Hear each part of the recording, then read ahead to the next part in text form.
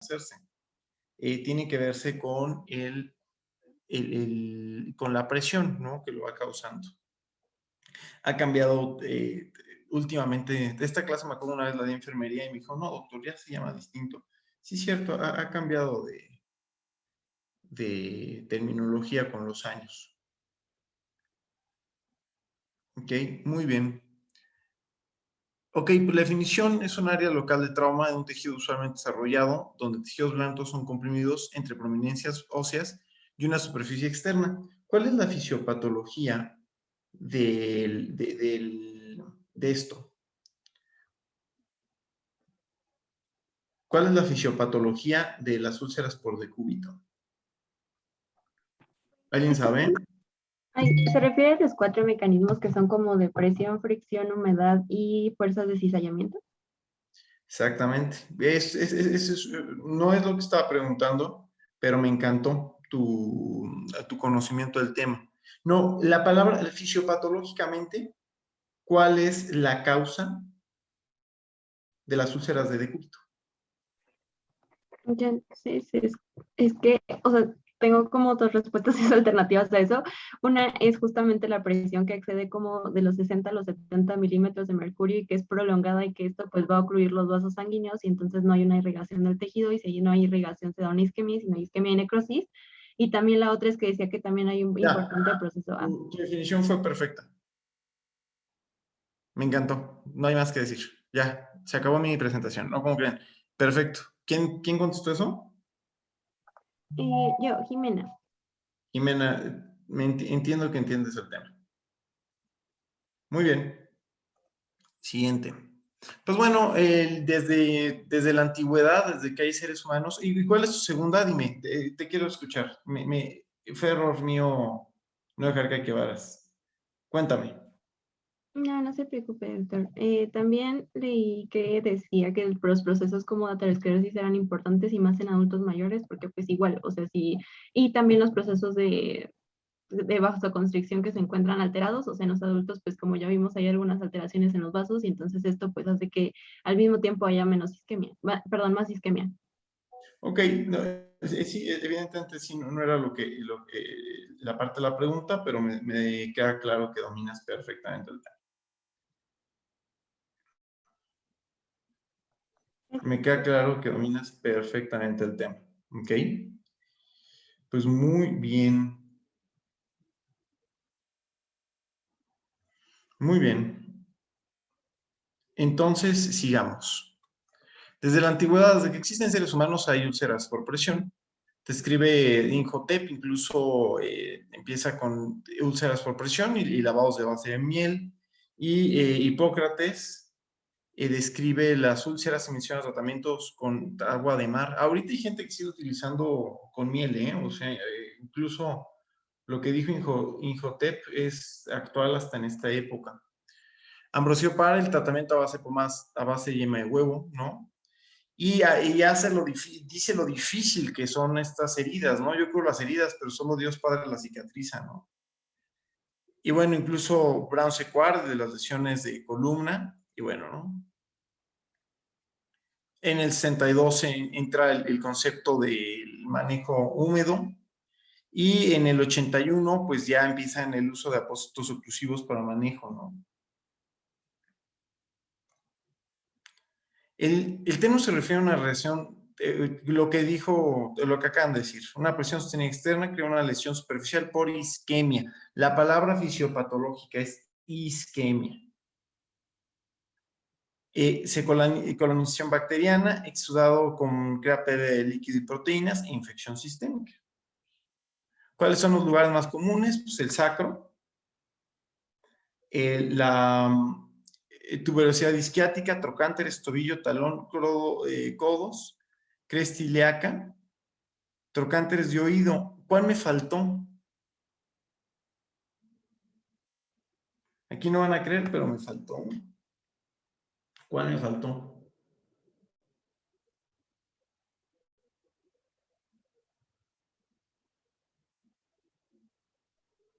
El occipudio, ¿Quién dijo eso? yo, Montserrat. No mientan. ¿Quién les dio esta clase antes? ¿Ya la habían visto? No, es que, bueno, somos del equipo y nos tocaba esa parte, doctor. ¿Qué le hicieron? Sí, Ah, bueno, perdón, quería que ahorrarles el trabajo. no, está bien, muchas gracias. Ok, muy bien, pues bueno, podemos ver aquí que los lugares más comunes son sacro y talón, ¿no? Y bueno, aquí podemos ver que también la tuberosidad isquiática, en esta tuberosidad isquiática podemos ver que también es una zona bastante común de lesiones de tercer lugar, porque aquí también se arma una zona de presión. Y pues bueno, también puede ser en el oído, por eso el oído es común, porque depende cómo, o sea, esto es muy sencillo. Si el paciente se queda inmóvil, esto es muy sencillo. Si el paciente se queda inmóvil, van a haber úlceras por decúbito. Y siempre nos van a decir de no, pero ¿cómo creen? Nosotros, yo siempre movía al paciente, esto es física.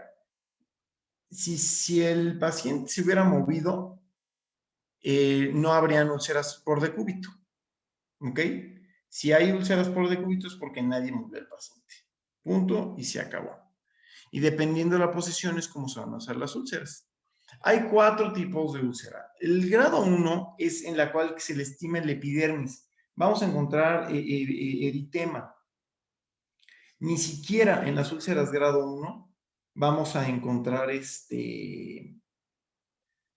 vamos a encontrar pérdida de la continuidad de la lesión. ¿Ok? Esto es muy importante porque las úlceras grado 1 en sí ya hay lesión del epidermis, pero si no presionamos, vemos que no blanquea, vamos a decir, no hay úlceras, ya chequé y no hay hoyos. La úlcera grado 2 es ya cuando se pierde epidermis y dermis, y ya es cuando es cuando se ve un pequeño hoyo. El 3 se pierde epidermis, dermis y todas las partes y ya llegamos a tejido subcutáneo. Y grado 4 es cuando llegamos abajo del tejido subcutáneo, ya sea hueso, tendones o... uy, se me trabó. Ah, aquí bueno. Grado 1 es nada más, vemos cómo la epidemia se lastimó. Es una lesión pues, roja, eh, pero no vemos pérdida del estado de continuidad hasta la úlcera grado 2. Aquí está la 3 y está aquí la grado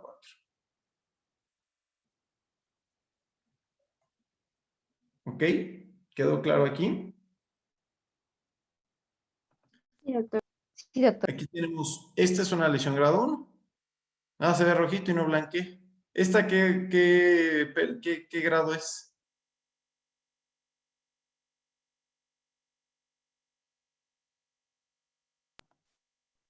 Sería como un grado ¿Dos? 2. Este es grado 2. ¿Y esta? 3 y 4, porque tenemos muchas clases que dar hoy, ¿no? Aquí está. También existen otras. Cuando se sospecha, el cual ya sea por alguna costra o por hematoma, no podemos ver si hay, tendríamos que quitarlo. Y en otros, cuando hay conejeras o cuando tenemos zonas de necrosis que no nos permiten ver hasta dónde llega. En español sería úlcera sospechada y úlcera de decúbito de profundidad incierta. Pues la prevalencia debería ser del 0%. Y en hospitalizados, cuando se hizo esta revisión sistemática, encontramos que puede llegar hasta el 15%. Pero realmente la incidencia de úlceras de presión debería ser del 0%. ¿Por qué? Muchas de ellas son prevenibles, hasta el 95%. El 100% son prevenibles, si es en un hospital.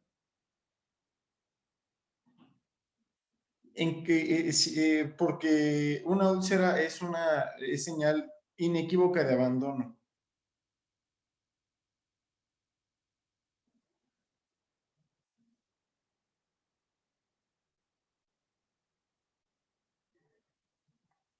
Pero un segundito, mi familia sigue fregando. Pero se la pasaron de pelos en Cancún.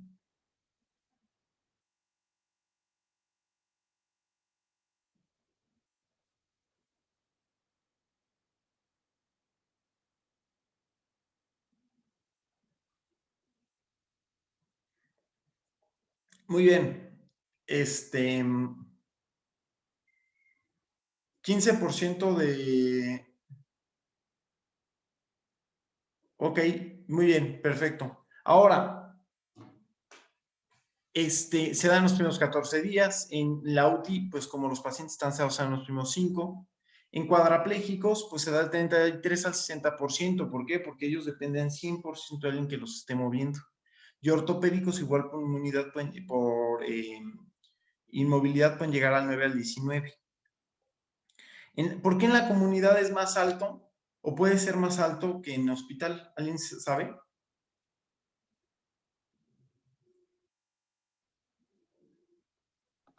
Por el menor como cuidado que se asocia, o más bien como que las medidas de prevención son difíciles de instruir a los pacientes y a sus familiares y por eso una de las mejores formas también, bueno, una de las, también importa la educación de ellos. Perfecto, porque la responsabilidad es, o sea, si no es delito que se tulsee un cuadrapléjico en casa.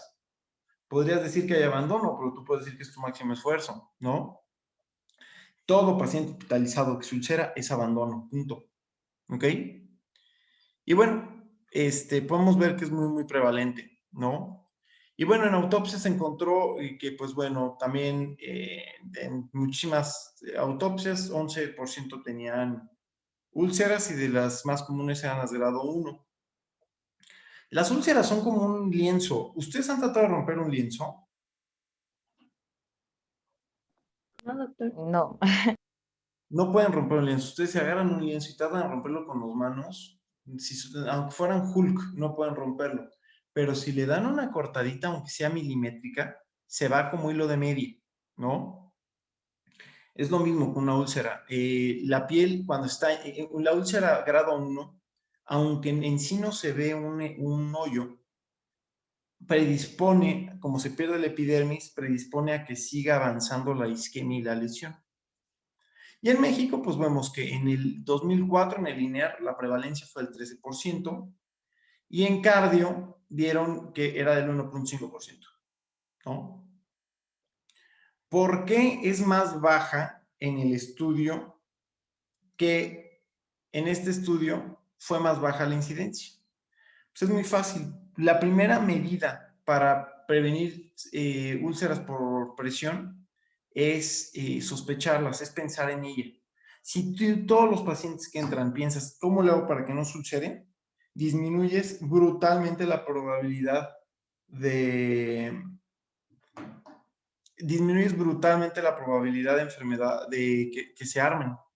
Entonces, pues, si yo hago un estudio retrospectivo, voy a encontrar la incidencia real, pero si hago un estudio prospectivo, voy a encontrar que mi hospital no tiene úlceras, porque como el protocolo es de úlceras, todo el mundo va a cuidar las úlceras y se van a prevenir la mayor parte de ellas.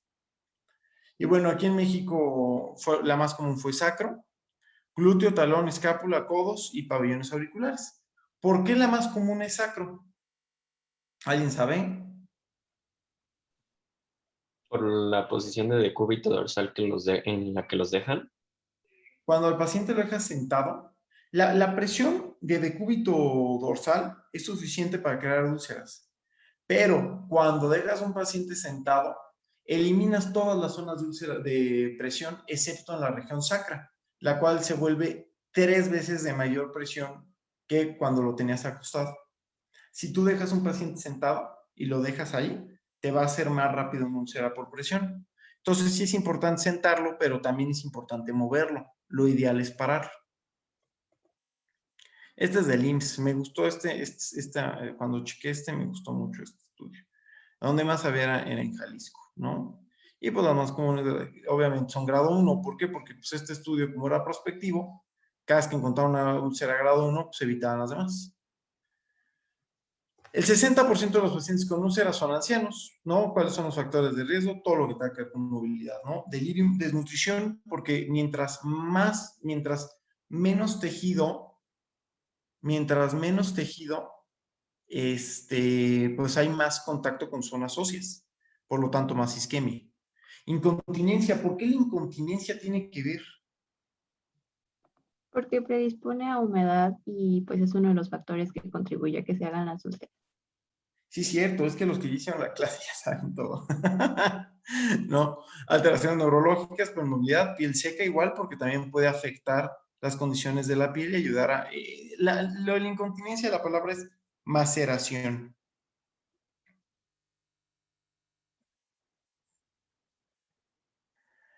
Hipotensión, pues, menos presión, más isquemia, y a edad de edad más riesgo, ¿no? La incontinencia fecal causa mucho más riesgo que la urinaria.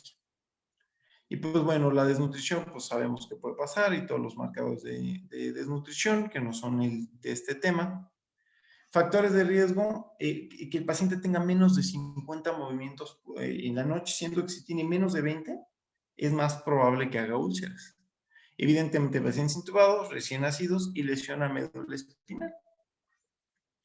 En pacientes inmovilizados, pacientes con anestesia, parálisis, existe aumento de la presión. Y bueno, pues ya esto ya lo hemos hablado. Ahora está muy bien, el tiempo es indispensable. Alrededor de los 30 a los 240 minutos es cuando empieza a hacer la isquemia. La presión del cierre capilar es de 32 milímetros por mercurio. En un paciente acostado puede llegar hasta 90. Y por lo tanto podemos ver que puede llegar a triplicarse en región sacra cuando lo sentamos. Y bueno, como ya habían dicho aquí a los compañeros, los factores acompañantes son humedad, la maceración, por eso es que la incontinencia urinaria y fecal son dañinas, la fricción, el cizallamiento. ¿Quién me puede explicar el fenómeno de cizallamiento?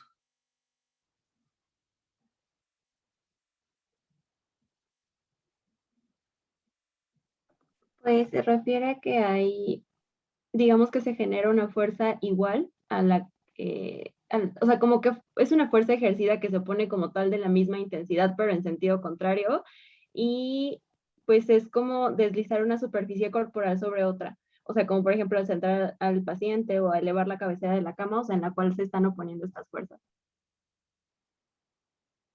Sí,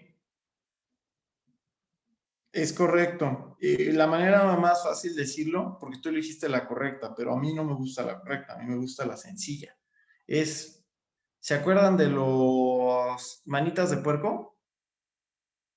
Sí. Es lo que ella dijo, pero yo lo quise decir en no científico, ¿ok?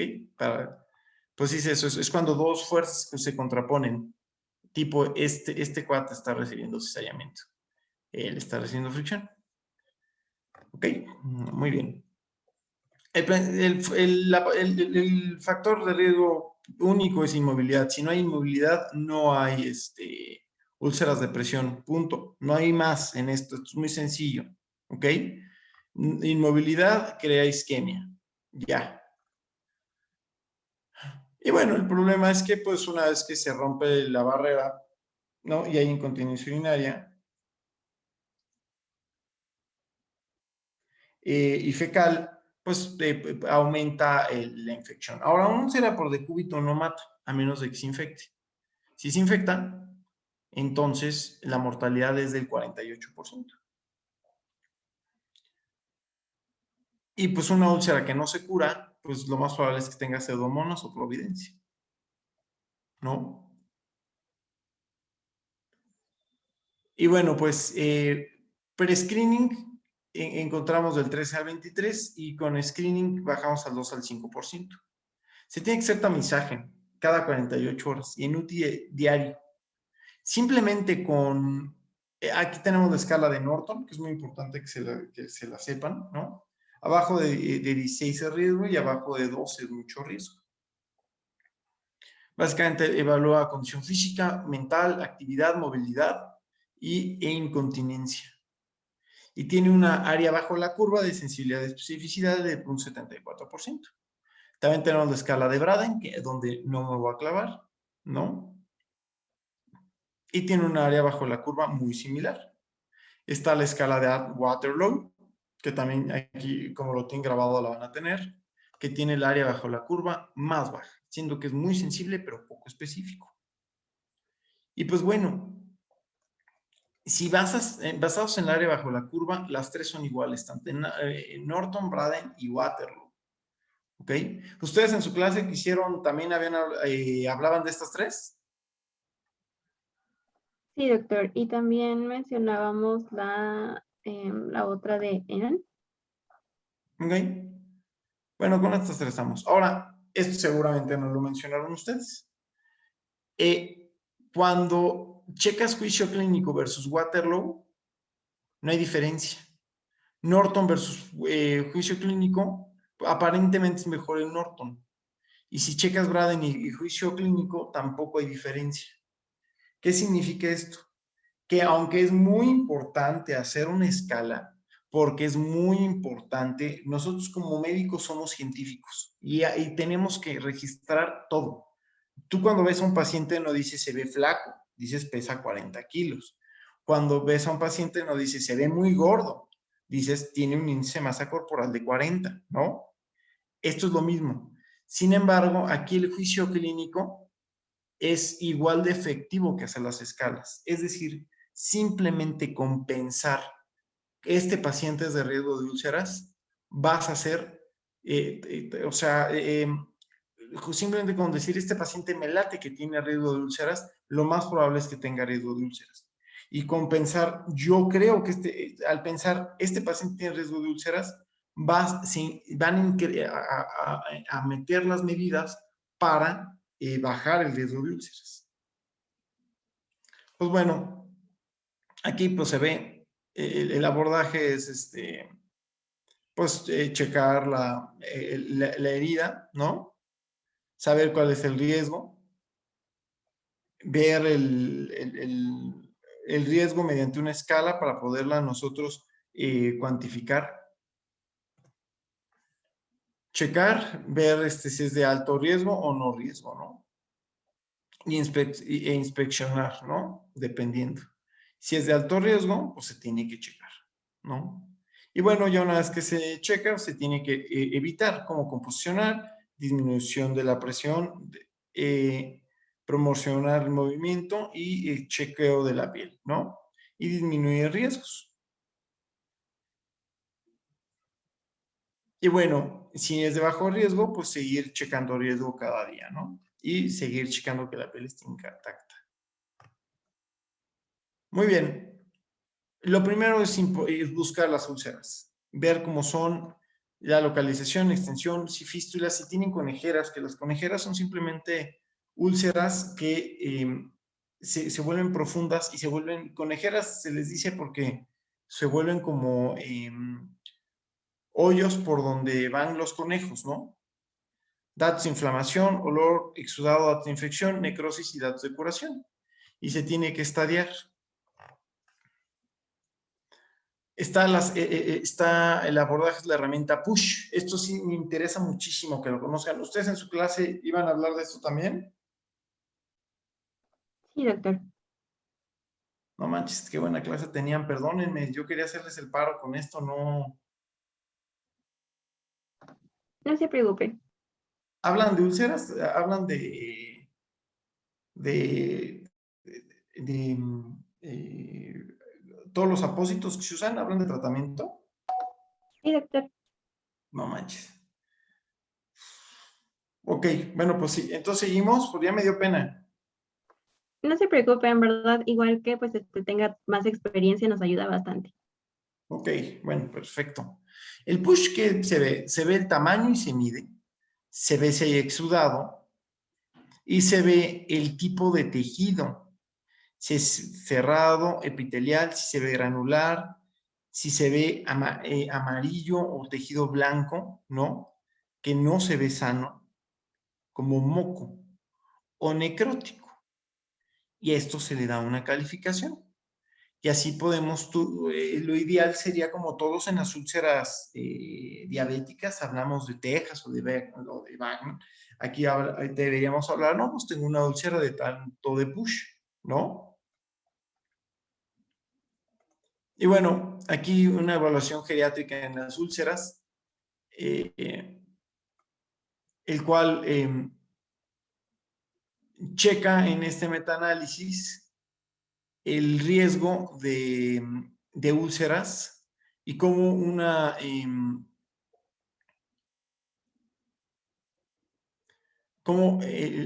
evaluación geriátrica integral pues realmente no fue tanto, sí rebasa la unidad, pero pues bueno, y más o menos sí tiene tendencia para decir que vamos a evitar úlceras. Para donde sí hubo fue para delirium y para una disminución en el estado y disminuir el día. Pero bueno, mi punto es que no es tanto necesaria una evaluación geriátrica integral, simplemente con pensar en úlceras lo vamos a lograr. No significa que la evaluación geriátrica integral no sirva para evitar úlceras, sino que primero 40% de las úlceras se dan en pacientes no ancianos y pues a estos pacientes no se les hace evaluaciones geriátricas integrales y de todo no se tiene que detectar. Esa es la diferencia, que tenemos que pensar en úlceras en todo paciente que esté en nuestro cuidado, ¿no? El tratamiento preventivo es muy fácil, movimiento. Si hay movimiento no hay úlceras. Evitar zonas de presiones, posicionamiento, disminuir presión, intervalos de presión y la distribución de la presión. Ahora, lo que el Agency of Healthcare Policy and Research nos recomienda que cada 2 horas se tiene que reposicionar al paciente. Y para impedir el cizallamiento, la cabeza no debe elevarse a más de 30 grados. Aunque pues hay que tener cuidado, porque si la tenemos muy baja, pues podemos tener pacientes con insuficiencia cardíaca y broncoaspiración. Y ahora tenemos medidas estáticas y dinámicas. Las estáticas son espuma, gel, agua y colchón de aire. Y las dinámicas son la presión alterna. Y la estática disminuye en un 60% las úlceras. ¿Qué significa esto? Que da igual, tú puedes ponerle a un paciente colchón antiúlcera que sea como de ese gelecito que utilizan los mousepads. ¿Sí saben de qué hablo? Sí, Sí, doctor. doctor. Bueno, le pueden luego también poner uno de presión alterna. Si lo abandonan, se va a ulcerar. Esto simplemente les da tiempo, pero si no lo mueven, se va a ulcerar. Esto ya lo vimos. Ahora, muy importante, la suplementación proteica resulta en mejoría de úlceras. Se ha visto en los estudios. Y se sugiere un balance nitrógeno positivo. ¿Qué significa esto? Una dieta alta en proteínas, con 30 a 35 kilocalorías y con 1.25 a 1.5 gramos de proteína por kilo. Y bueno, pues, ¿cómo se manejan las úlceras? Pues grado 1 nos está avisando, ya no tienes epidermis, se te va a romper. Entonces, muy importante poner algo oclusivo y moverlo. Úlcera grado 2, ya no hay epidermis, se tiene que poner algo oclusivo húmedo y limpiar la herida, que no se nos infecte. 3, sin tejido necrótico, y 4, con tejido necrótico, pues se tiene que poner algo oclusivo, pero tiene que ser absorbente, como hidrogel, espuma o alginato. El alginato viene de las algas, ahorita se las enseño. Y pues bueno, aquí sí es importante que lo vea un cirujano. Muy importante lavar la herida. Ahora, si está limpia,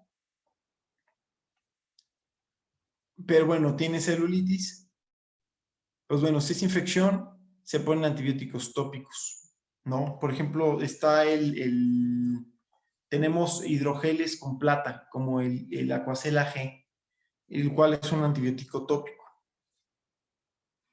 Se limpia la herida, sin llevarnos el tejido de granulación, ¿eh?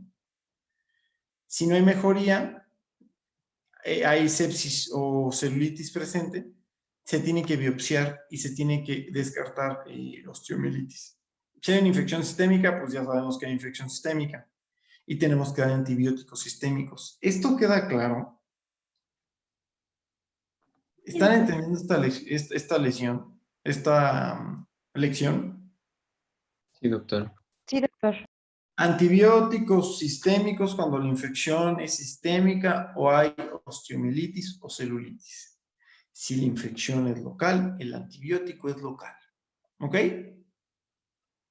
Sí, doctor. Sí, doctor. Y es 3 o 4 con tejido necrótico, pues realmente no sabemos. El tejido necrótico se tiene que quitar, excepto en un lugar. ¿Cuál es la única excepción?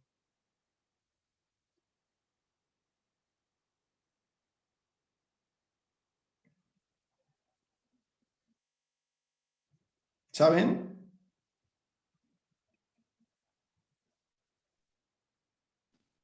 No, doctor. Tobillo. El tobillo tiene muy mala irrigación. Entonces, si quitan el tejido necrótico en el tobillo, pues mejor quitan el pie. Y pues bueno, se puede hacer el debridamiento Sharp, que es instrumentado, autolítico, enzimático, mecánico, ¿no? O mecánico. Y pues bueno, de todos modos se tienen que poner absorbentes que vayan ayudando a debridar la herida. Manejo interdisciplinario, hay que disminuir la presión, debridación del tejido necrótico, limpieza de herida y disminución de carga bacterial, cubrir heridas y control de dolor. Se debe retirar todo tejido necrótico, es regla, hasta que no exista tejido de necrotización y haya tejido de granulación. La única excepción es tobillo, ¿ok? Esto nos va a cubrir y va a hacer que no se metan bacterias. Y si quitamos esto va a ser un rollo. Vamos a ponerle, vamos a cubrirla y vamos a poner algo que vaya haciendo destrucción autolítica. El calcáneo no se debe depredar cuando tiene tejido necrótico. Sin edema, sin eritema, sin drenaje, ¿ok? Como esta herida. Si el paciente tiene edema y eritema, pues trae una infección y ahí tiene, pues ahí sí no la puedes dejar así, ¿ok? Tipos de desdebridamiento: quirúrgico, Sharp, mecánico, enzimático y autolítico. Bueno, aquí vamos a ver. Las coberturas con un Tegaderm puede ser suficiente para úlceras de grado 1 para irlas viendo. Se puede acompañar con hidrogel o hidrocoloide, protege la piel, ve la herida y pues evidentemente no en piel frágil y no en lesiones que están infectadas, solamente es para grado 1 o grado 2 muy tranquilas. Aquí está el hidrogel. El hidrogel es, como bien dice, eso es un gel que absorbe.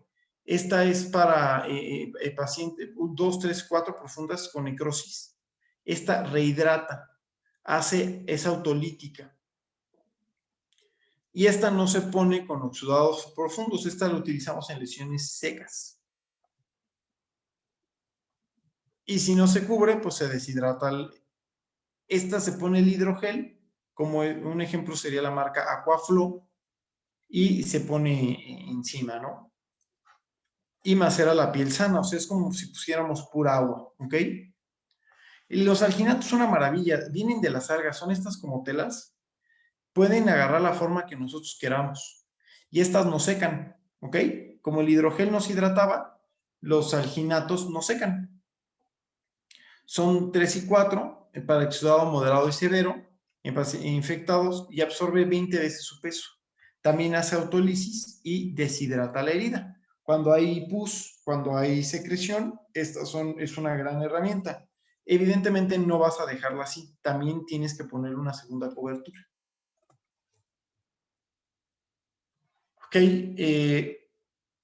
cobertura primaria y secundaria para 2 y 4, se recomendaba para piel frágil, ayuda a disminuir la presión, absorbe exudado ligero a severo y no es efectivo en secas. Aquí son espuma y alevín las que son las coberturas.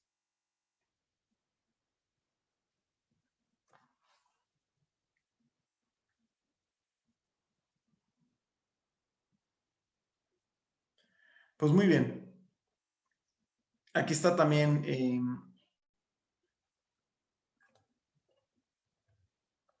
ok, aquí están hidrocoloides. Los hidrocoloides sirven para exudado poco a moderado, ¿no? También cubren. Está, por ejemplo, el Dermafilm o el MPM Excel, ¿ok? Y todas se pueden tratar con una gasa húmeda, ¿eh? Si no hay dinero, todas se puede dar con tunelizado, pero tienes que estar cambiando porque tienes que estarlas humedeciendo, ¿ok? También está el Aquacel G.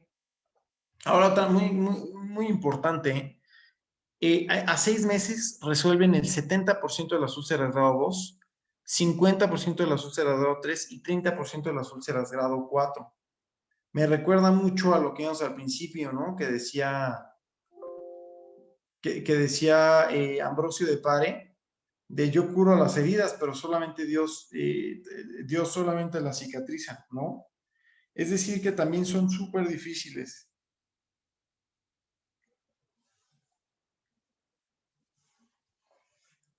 ¿Alguna duda?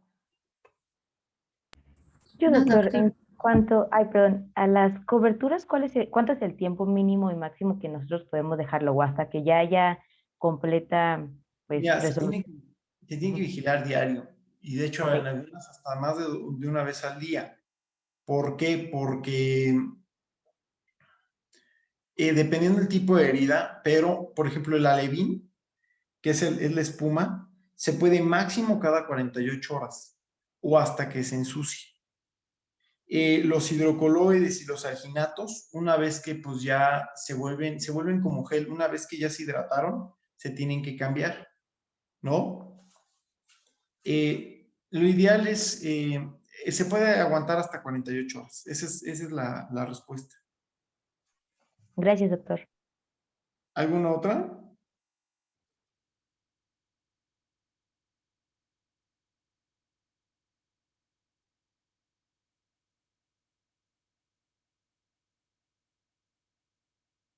¿Alguna otra pregunta?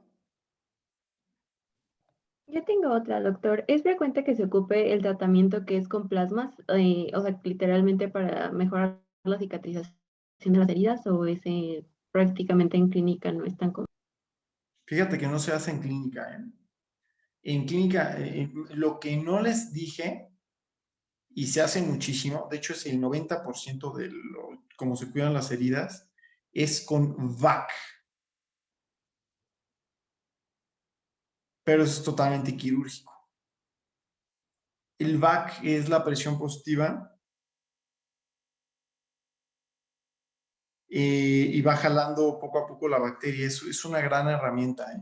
No tanto lo que dices, pero el VAC sí es una gran herramienta. Vale, gracias, doctor. ¿Algo más?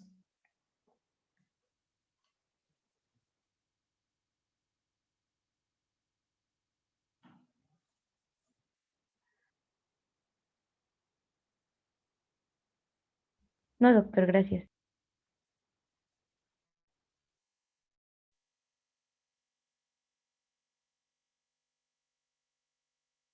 Muy bien, siguiente tema. Este está hecho para darse en media hora.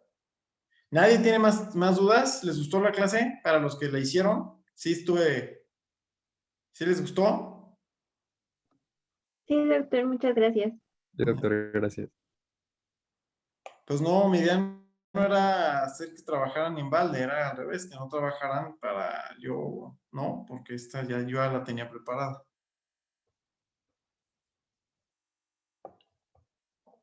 Hoy no lo estoy encontrando. ¿Qué ven ustedes? Seguimos viendo la presentación de úlcera presentación. por presión, doctor. Perfecto. Me parece muy bien. Ok, es que no la estoy encontrando mi otra clase, pero aquí la tengo, ¿eh? Si no la tengo en la otra computadora. Es que la tengo en la otra computadora. Ok, pues se soluciona súper fácil. Esto me voy a cambiar de computadora. El problema de la otra computadora es que no tengo, la otra computadora no tiene sonido. Algo horrible. Infecciones, movilidad, insuficiencia cardíaca, mieloma, reducción de luz, tumores, úlceras, sangrientos, sprint. Ok.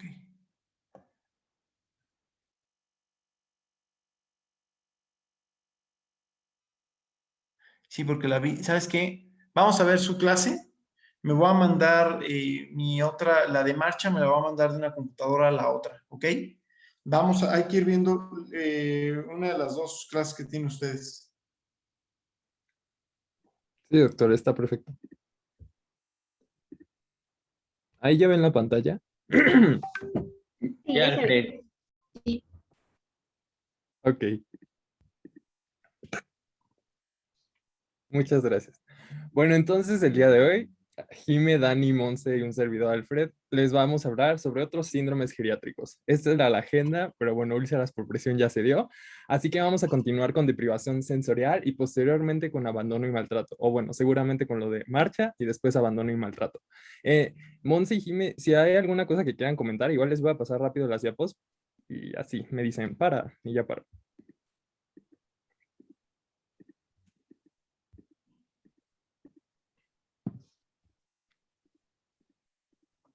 Si quieres, en verdad, pásate a la otra, a la tuya. ¿Cuál? Bueno, está bien. Va que va.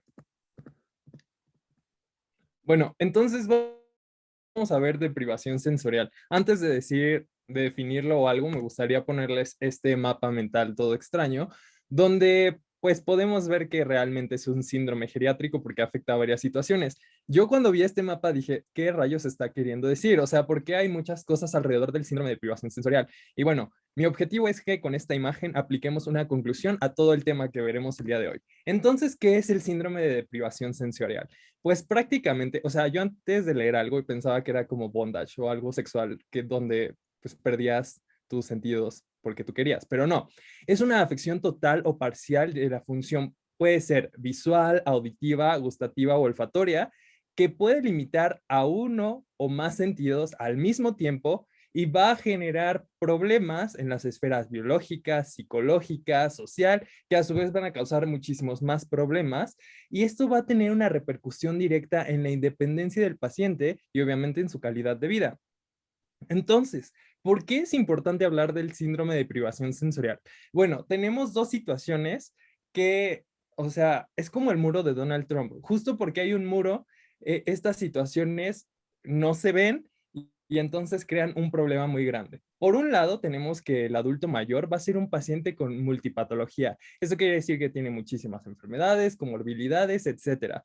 Va a tener problemas psicosociales, o sea, emocionalmente y psicológicamente, cognitivamente ya no está tan bien, pero aparte la sociedad ya le va a aplicar un poco de rechazo porque pues es un adulto mayor y justo podría verse esto del ageism. Aparte en la parte social justo está esta situación donde se cree que pues por el envejecimiento se pierden los En sentidos. español le decimos viejismo, ¿eh? Sí, viejismo, perdón, lo dije en inglés. Sí, digo, pues no saben. Sí, a mí que pochemos, a mí no me estresa la... Ok, muchas gracias. Y finalmente estos pacientes tienen este problema o esta situación que es la polifarmacia. Entonces, justo por estas tres situaciones se deja de lado los sentidos o esto puede afectar en sí los sentidos. Por otro lado, gracias a esto que les acabo de presentar, este síndrome va a ser subestimado. O sea, van a decir como, bueno, pues es por la edad, no pasa nada. Otra situación es que la pérdida de los sentidos se pueden correlacionar con otros síndromes geriátricos, entonces el doctor podría decir, bueno, vamos a tratar el síndrome geriátrico en específico para que el sentido pueda mejorar. Y finalmente tenemos esta situación muy interesante que nos dice que la identificación de este problema es compleja. O sea, yo me imagino este síndrome como un militar camuflajeado en plena guerra, en guerra de Vietnam, ya saben, de verde, es muy difícil identificarlo justo porque se parece o se correlaciona con otros síndromes geriátricos. Y ahora, ¿por qué? O sea, ¿y qué importa de que sea difícil y que sea subdiagnosticado? Bueno, justo el que sea difícil identificarlo va a causar un retraso en el tratamiento, que a su vez va a causar como un efecto bola de nieve. O sea, una cosa pequeña se va a hacer algo muy grande. Retraso en el tratamiento que va a afectar a la integridad del paciente y posteriormente va a condicionar a diferentes grados de dependencia funcional. O sea, prácticamente todo esto va a afectar la integridad del paciente y por eso es importante charlar de esto. Otro punto. El ser humano, el adulto mayor, es un ser biopsicosocial. Entonces, en este síndrome en específico va a estar afectada la parte biológica, psicológica y social. Y a su vez va a tener un impacto, perdón, en otras situaciones. Esto va a limitar el funcionamiento del adulto mayor, tanto de las tareas básicas como instrumentadas. O sea, va a causar más dependencia, va a reducir la movilidad y justo, bueno, lo que veíamos anteriormente de las úlceras por presión podría darse como consecuencia y va a aumentar el riesgo de situaciones domésticas y de caídas. Entonces, si nos damos cuenta, tener afección en algún sentido nos va a causar un sinfín de situaciones.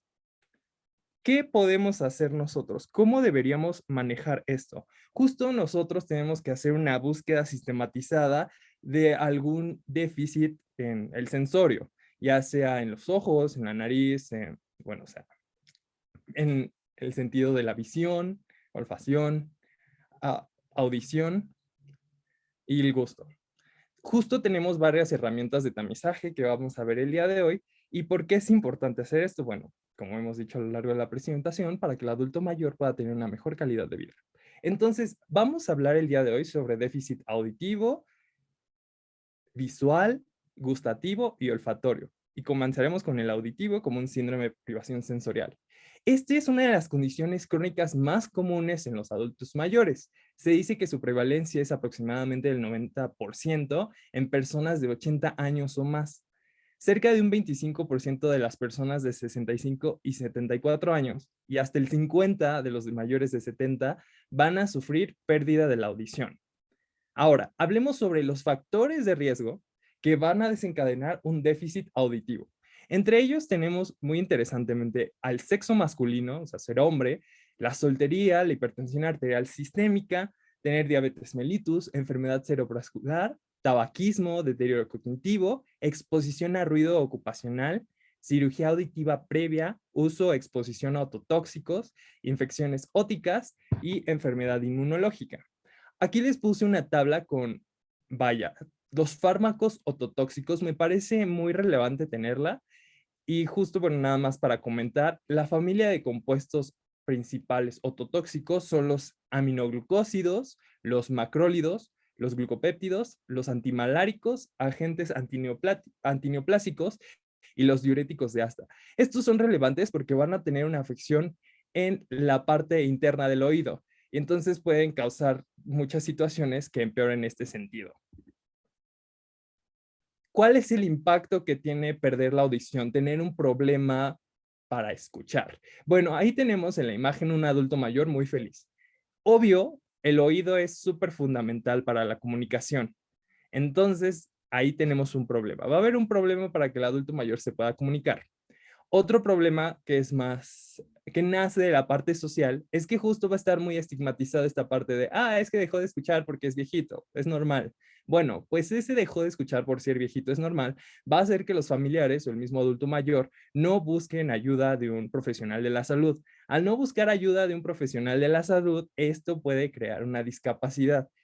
Esta discapacidad lo que puede crear a su vez es un aislamiento social que puede terminar en dos situaciones. Y de hecho me pareció muy interesante lo que se comenta. La primera situación es que puede terminar en que en el adulto mayor se cree ansiedad y depresión y por ende aislamiento afectando todas las esferas. Y como había dicho el doctor en clases anteriores, cuando el adulto mayor percibe que es saludable, pues mejora su mortalidad. Si él percibe que está enfermo, va a empeorar. En el déficit auditivo es igual. Al tener este déficit, empeora la mortalidad. Entonces me pareció un dato muy relevante e interesante. La clasificación del deterioro de la agudeza auditiva la vamos a dividir en tres situaciones, que obvio ya se saben. La conductiva, que pues prácticamente nos habla del oído externo, llámese oreja y conducto auditivo externo, y el oído medio, donde tenemos la membrana timpánica y los huesecillos del oído.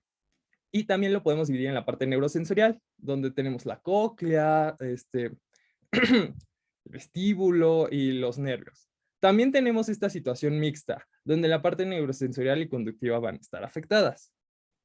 ¿Cómo vamos a abordar, cómo vamos a manejar a un paciente que tenga este síndrome de privación sensorial en el sentido del oído, en el sentido de la audición? Bueno, para empezar tenemos que hacer una buena historia clínica y vamos a irnos enfocando a la audición.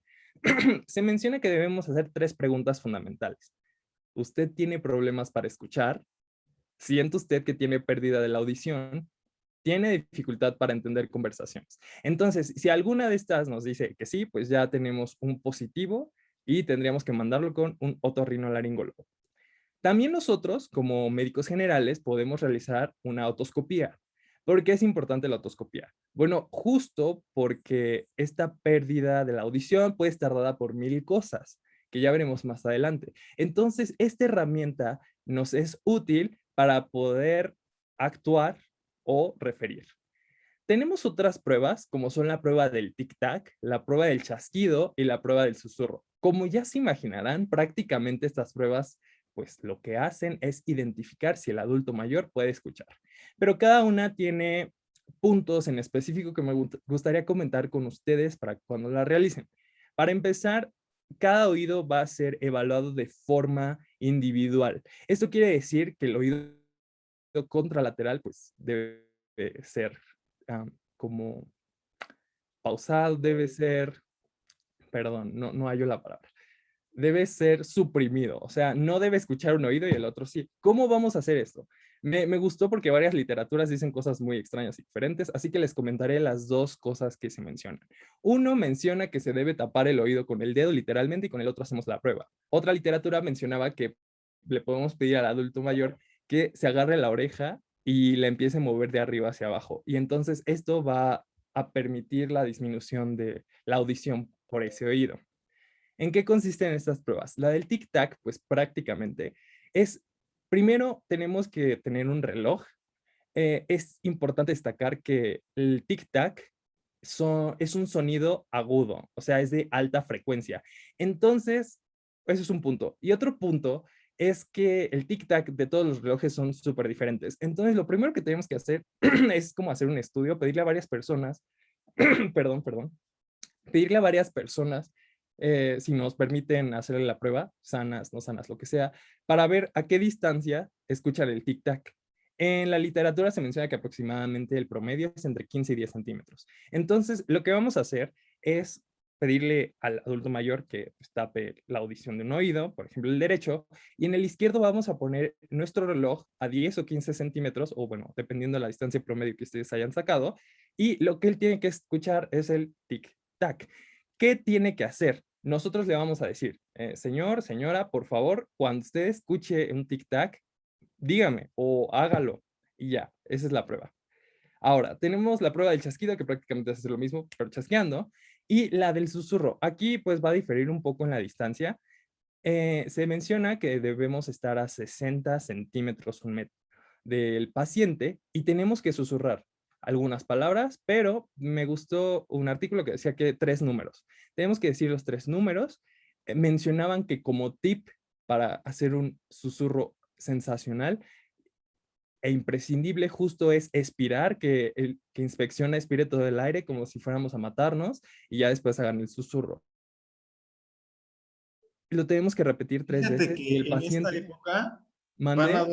van a hacer ustedes, es muy fácil hacer el tamizaje de hipoacusia. Primero el paciente cuando tiene hipoacusia le va a angustiar la idea de que usted se interroga con cubrebocas, porque no lo va a escuchar. Ya de entrada, cuando le diga, ay, doctor, ¿lo va a hacer con cubrebocas? Ya sabes que ahí ya. ¿Por qué le cuesta trabajo escuchar? Sí, doctor, ya ahí está. Y otra cosa muy importante, preguntar si tiene problemas para entender conversaciones o tiene planteaciones para entender conversaciones en lugares bulliciosos, ¿ok? Ok, doctor. Gracias. Bueno, ya nos dijo el doctor que con el cubrebocas, pues prácticamente Sí, no ese tenemos screening. que... Además, también ese del susurro es muy importante que se la sepan y espero algún día poderla volver a hacer, pero con cubrebocas no aplica. Ok, vale, pues. Y bueno, ya, si menciona el 50% de las veces, está bien, y si no, ya es algo negativo. También tenemos una escala que es la Hearing Handicap Inventory for the Elderly Screening Version. Esto pues, es una escala de son 10 items, donde no es 0 puntos, a veces 2 puntos y sí 4 puntos. Prácticamente las preguntas son relacionadas a la audición. Y en el caso de que junten más de 8 puntos, pues ya es positivo y tendremos que mandarlo al otorrino. Otro punto importante de esta escala, o bueno, de las escalas en geriatría, es que debe ser adaptada, porque si no, pues puede confundirse. ¿Qué podemos hacer o qué puede hacer nuestro adulto mayor? Justo puede usar aparatos para la audición, para mejorar su audición. Sin embargo, algunos artículos o literatura mencionan que estos aparatos son muy caros y que no es affordable para todos los pacientes. Otro es, si se dieron cuenta, la mayoría de los factores de riesgo son de tipo reversible, o sea, se pueden manejar, entonces es tratar de disminuir el consumo de tabaco, cuidar la hipertensión arterial y la diabetes. ¿Qué se recomienda? Bueno, obviamente lo ideal sería mandarlo con el otorrino y que le den tratamiento o le dé estos aparatos para la audición. Pero en lo que va con el otorrino, en lo que junta el dinero, no sé, en lo que sea, uno es ponerse, siempre que tengamos una conversación con un adulto mayor que tenga problemas de la audición, ponernos frente a él para que él pueda ver nuestra expresión facial, pueda ver nuestra articulación y pueda leer nuestros labios, y justo esto facilita la comunicación. Otro es que intentemos de hablar de forma pausada, de forma lenta, pero bien marcada las palabras. Otro punto que suena muy interesante y que luego veo que la gente hace, pero no deberíamos hacer, es no gritarle a un adulto mayor, porque al gritar nuestra voz cambia, o sea, no va a ser percibida de igual forma que si estuviéramos hablando normal, y entonces esto dificulta la audición. Otro punto es de que estemos en un ambiente silencioso, que tratemos de apagar la televisión o el radio cuando estemos hablando. Y finalmente, la recomendación que se nos da es que tratemos de hacerle preguntas al adulto mayor, o sea, como afirmaciones para ver si realmente entendió nuestro mensaje. Rápidamente, yo sé que esto no es clase de otorrinolaringología, sin embargo, creo que es fundamental recordar algunas patologías o situaciones que pueden dañar la audición. Entonces voy a comentar algunas de oído externo, medio e interno. El primero es un tapón de cerumen. Y prácticamente el paciente va a llegar porque tiene hipoacusia. Puede tener mareos, inestabilidad y sensación de ocupación óptica. ¿Qué vamos a hacer? Bueno, tenemos que realizar una otoscopía y vamos a ver el tapón de cerumen en el conducto auditivo externo. ¿Y qué va a ser? ¿Cómo vamos a actuar? ¿Cuál va a ser el tratamiento? Pues la extracción. Ojo aquí, la extracción en el caso de impactación de cerumen no es con pinzas porque justo puede traernos un tímpano perforado y eso también es malo. Entonces lo que vamos a realizar es que se va a reblandecer el tampón mediante gotas disolventes y posteriormente con agua se va a extraer, agua a presión. Complicaciones de esta situación, o bueno, cosas que puede decir el paciente que le molestaron, es que va a haber una breve crisis de vértigo por justo la introducción de agua. Ahora, otra situación del oído externo es el tímpano perforado. Si bien esta situación no va a traer alguna, o sea, alguna sintomatología de la audición, es relevante porque, o sea, el tímpano habitualmente, cuando hay una perforación, él mismo puede cicatrizar, pero es como la piel, o sea, cuando, no sé, si alguno de ustedes tiene una cicatriz en la piel, pues su piel ya no quedó igual de bonita y funcional, justo igual el oído, ya no va a tener esta capacidad como de tambor, como antes lo tenía. Entonces, por eso es súper relevante esto. Otra medida que se puede tomar en el tímpano perforado es como el cerrarlo quirúrgicamente. Sin embargo, para esto solo hay como opciones. Uno es cuando hay una hipoacusia de conducción muy, muy evidente y que le moleste muchísimo al paciente. Y la otra es cuando hay una infección crónica y otorrea. Ahora, hablemos rápido de la otitis externa. Pues prácticamente el paciente va a ir con nosotros porque tiene dolor en el oído, principalmente al presionar el trago o cualquier parte de su oreja. Va a presentar hipoacusia, obvio, esta va a ser de transmisión, y en algunas ocasiones podríamos ver prurito. A la exploración, ¿qué vamos a ver? Bueno, pues vamos a realizar una otoscopía y el oído va a estar, como está en la imagen, va a estar enrojecido, inflamado y va a ser todo el canal auditivo. A la palpación o manipulación le va a doler muchísimo la oreja. ¿Y cuál es el tratamiento? Bueno, este va a depender, pero para hacerlo sencillo, va a ser la aplicación tópica de gotas que van a contener antibióticos, o también podemos dar corticosteroides para reducir justo la inflamación. En caso de que esto no funcione, se puede dar un fármaco sistémico, o también se puede aplicar calor sobre el área afectada. Y finalmente, bueno, sería hablar de muchísimas cosas, pero hay que recordar que tenemos lesiones o tumores benignos y malignos que pueden afectar al oído. Y entonces lo que va a pasar pues prácticamente es que en la piel va a suceder algo que va a crear una obstrucción, pero va a ser por parte de la piel. O sea, va a ser una bola que está obstruyendo el conducto auditivo externo y entonces por ende el sonido no va a pasar y no va a pasar por la membrana timpánica, etcétera, etcétera. Este es en oído externo. ¿Qué pasa en oído medio? Pues prácticamente son alteraciones de esta cavidad timpánica. Tenemos a la otitis media aguda, donde pues el paciente va a ir porque va a tener hipoacusia, puede presentar acúfenos y también podría mencionar dolor de oído. ¿Cómo se hace el diagnóstico? Con otoscopía vamos a ver que el tímpano está hundido o muy congestivo. Y en este caso habitualmente es unilateral y el tratamiento, pues el tratamiento de la infección per se sí existe. En el caso de otitis media crónica, esto es muy interesante porque aquí, bueno, como ustedes saben, la otitis media crónica es la aparición de un proceso infeccioso que se va a prolongar durante más de 6 semanas. O cuando estos episodios se presentan 3 o más veces al año.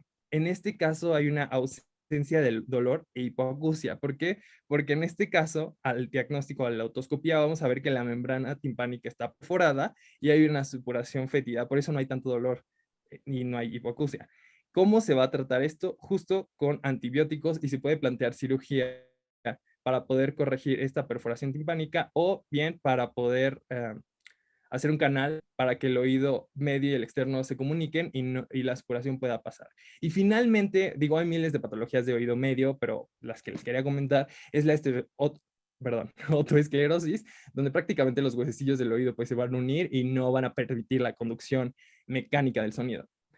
Finalmente, del oído interno, pues creo que ya nos habían comentado sobre la presbiacusia. Prácticamente aquí lo que va a suceder es que, si se acuerdan, hay una tonotopía de nuestra cóclea. ¿Esto qué quiere decir? Que de la base al ápex tenemos diferentes, o sea, las células ciliadas van a sensar diferentes frecuencias. Habitualmente en la presbiacusia lo que va a suceder es que las células ciliadas que están en la base, o sea, las que detectan las frecuencias más altas, alias los sonidos agudos, van a ser senescentes, van a ir envejeciendo. Entonces, por eso los adultos mayores pues van, o sea, no escuchan como, por ejemplo, a los niños o ciertos ruidos agudos en específico. En el lado izquierdo les muestro una tabla donde podemos apreciar cómo, bueno, en el eje de las X tenemos las frecuencias y en el eje de las Y tenemos las pérdidas en decibeles. Entonces podemos ver cómo al pasar los años se van perdiendo la identificación de ciertos sonidos, principalmente de los agudos. En este caso, el diagnóstico, o sea, en el caso de la presbiacusia, el diagnóstico se realiza mediante una audiometría. Y bueno, el tratamiento puede ser todas las recomendaciones que les di al principio sobre charlar enfrente del paciente, medio silencioso, etcétera, o también puede hacer con una prótesis acústica. Aquí tenemos un diagrama de flujo que la verdad me gustó, porque no sé si les pase a ustedes, pero a mí luego me pasa que digo, bueno, sí, pero por ahora soy un médico general, ¿qué es lo que yo puedo hacer y qué es lo que no puedo hacer? Entonces, este algoritmo me parece muy útil para poder referir adecuadamente o hacer el tamizaje adecuado.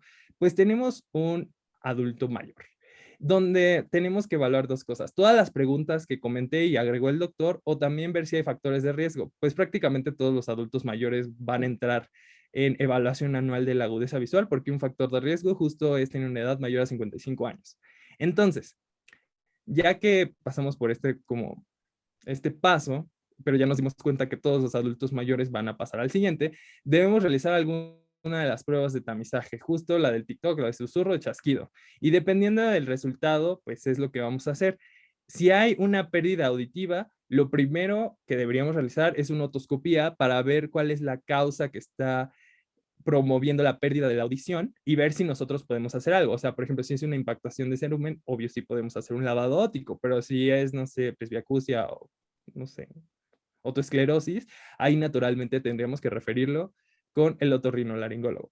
Y bueno, este me gustó mucho. Ahora, hablemos sobre el déficit visual. Bueno, ¿hasta aquí hay alguna duda o alguna situación que quiera comentar el doctor? Yo tengo una duda muy rápido que me pareció. Bueno, es que en cuanto a las gotas disolventes de cerumen, nosotros colocamos la gota y ya, pues con o sea, con el baño del paciente va a salir solo el cerumen, o posteriormente se tiene que realizar un lavado. Mira, Sí. realmente, si no puedes ver tímpano, no metas la gota. Porque Exactamente, si hay, porque si hay tímpano perforado, le vas a dar en la torre del oído medio. Entonces, si no ves cerumen, lo ideal sería retirarla de manera instrumentada, si no puedes ver el tímpano. La gota es solamente cuando tienes certeza que el tímpano está completo. O ya conoce al paciente, el paciente sabe que tiene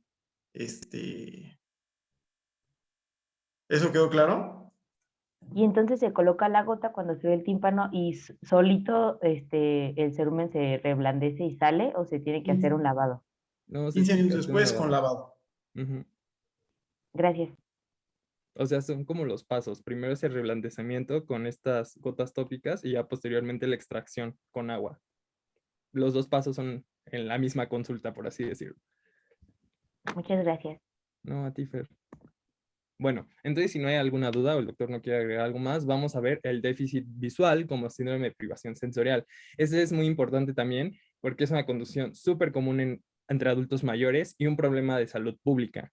A partir de los 65 años va a haber una disminución constante de agudeza visual, también de sensibilidad al contraste, tolerancia al deslumbramiento y de los campos visuales. Y todo esto va a estar dado por afección a diferentes estructuras. Por ejemplo, la parte visual y del contraste está dada por las capas de la retina, la tolerancia al deslumbramiento puede estar dado por afecciones en el cristalino, entonces hay que checar esa parte. Y finalmente, el deterioro de la visión por defectos de refracción sin corregir o mal corregidos, porque vamos a ver que hay varios adultos mayores que, o sea, saben que no ven bien, tal vez ya fueron al doctor, pero no usan lentes o sus lentes están mal graduados. Otra cosa importante aquí es que aquí ya hay ceguera y tenemos dos tipos, de tipo reversible e irreversible. En el caso de la reversible, algún ejemplo es la catarata, que pues con operación ya puede ver, y de irreversible es la degeneración macular por la edad. Pero bueno, hablaremos de ello más adelante.